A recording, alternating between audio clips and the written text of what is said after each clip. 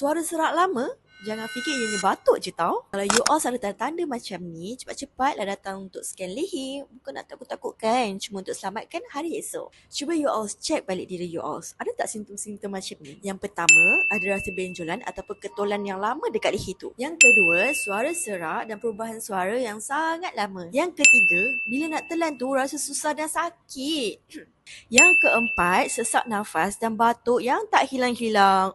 Yang kelima, berat badan turun dengan tiba-tiba dan kerap berpeluh malam. Ramai orang fikir benjolan kecil ni tak ada apa, benda simple je. Tapi sebenarnya dengan scan leher, korang boleh detect macam-macam benda tau.